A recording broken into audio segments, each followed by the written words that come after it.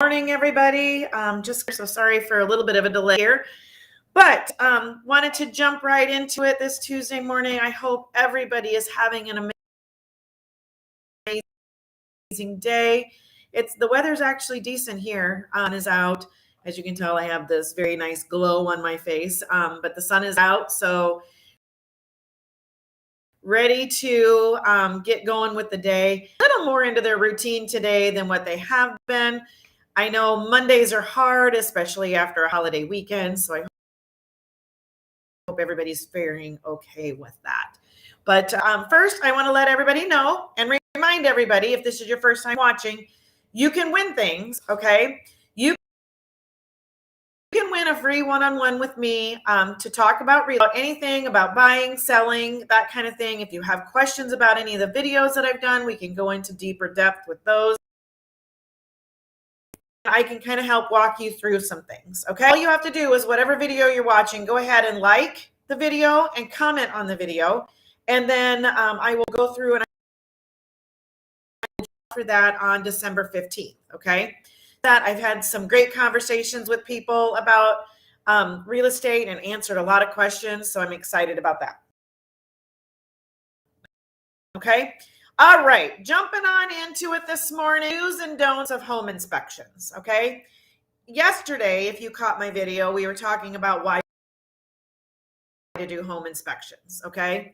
So today, do's and the don'ts of home inspections as a home buyer, okay? So if you remember right yesterday, and you can go back and watch my videos on there, but if you remember from yesterday, this was part of it you didn't want to skip, okay?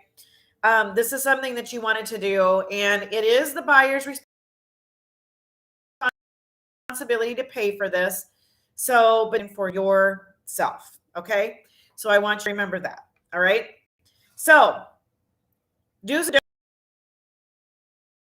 don'ts of home inspections. Do have the inspections done, okay? Make sure you do them. This is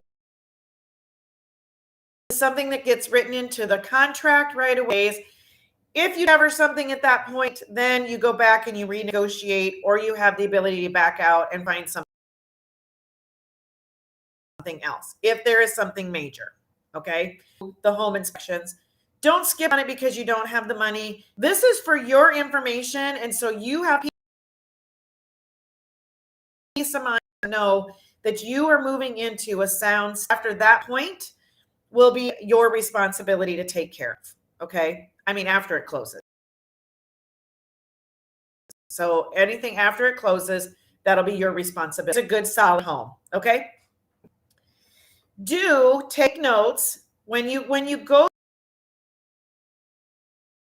through with the home inspector. Do take notes what are concerning you, okay? Write it down and then sit down and have a discussion with your agent on what you need to be done, and you guys can go over this information and talk about what's concerning about it, because sometimes things that concern me are really no big deal, okay? So go ahead and make sure you sit down, do take notes, and then discuss that with your agent. Don't skip this step unless you and your agent have sat and chatted about it. Some homes you go into pretty much brand new. Sorry, my nose itches for some reason. Some they're pretty much brand new. So, need to do a home inspection, okay? But if you can't see where things are or that kind of thing, you're going to want to have somebody come in. I mean, so I always recommend your realtor's just like, hey, you know what? This is a pristine house. Everything looks like it's been taken care of. I think you can get by without doing them. All right? The step, unless you and your agent have talked about it and you have agreed for certain reasons to skip it. Okay? I want you as buyers to take note of, okay? Don't get greedy, okay?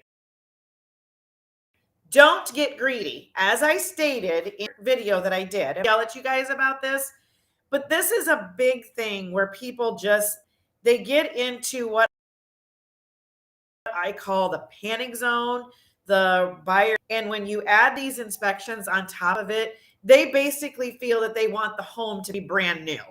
So then they're like, well, I want this and I want this. And they have like a whole they want.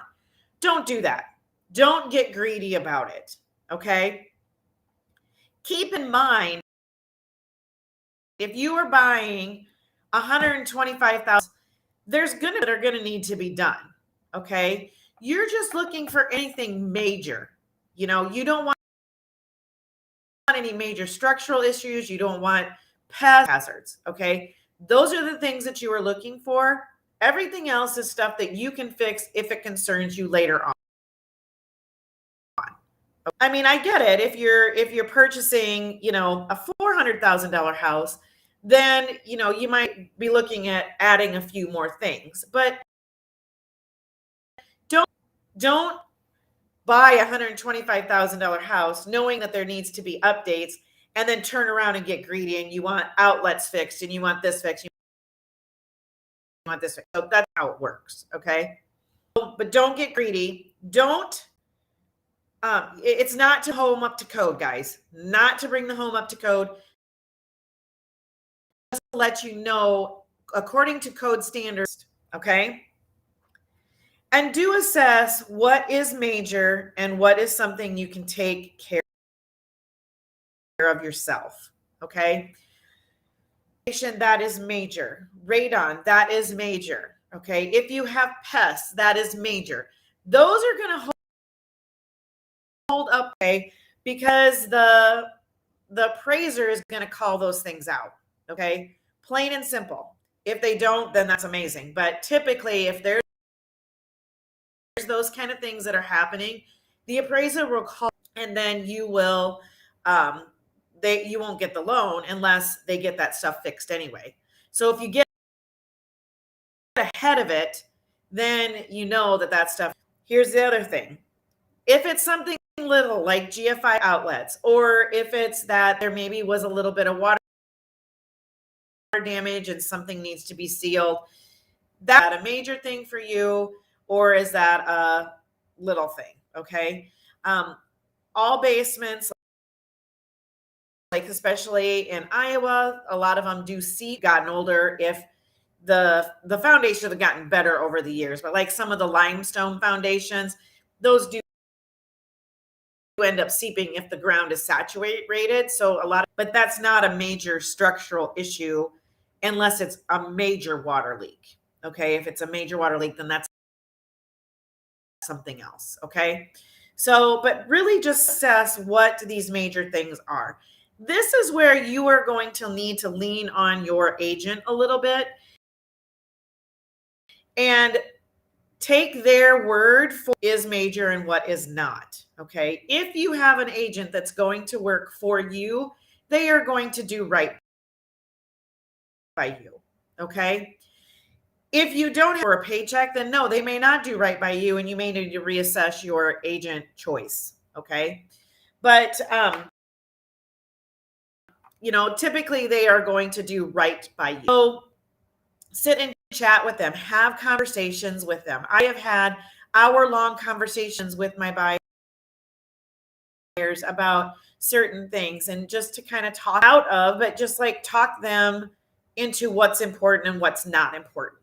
Okay. So go ahead and make sure that this is where you need to lean on your agent a little bit of this. And you can look at getting advice from family members, but I'm going to tell you, it's going to make you freak out more and more and more and more because I'll find something and he's going to be like, you know what, that electrical really needs to be taken care of. When it's something that you can do yourself. Okay. If the house has been that way for a long time, nothing's probably going to happen unless it's a major electrical thing. Okay. But if it's just that the breaker box now, that's something that you can do on your own and add some value to your home because that will have been done. So those are the kind of things that you need to take a look at. Alrighty. So I hope this kind of gave you a good outline of what to kind of look at when you're doing inspections and kind of what a little bit of the process is and what to, okay. The do's and don'ts are super important, okay? But definitely don't skip it unless it's absolutely a pristine house. All right, but absolutely don't skip it. Nothing, your knowledge, and you have that information in your back pocket when you are living in the home. Okay. Now, there's a lot more of this kind of content. I talked a little bit more in depth about this in my free Facebook group. So if you want some more information, Facebook group, it's Mom CEOs, women running their household.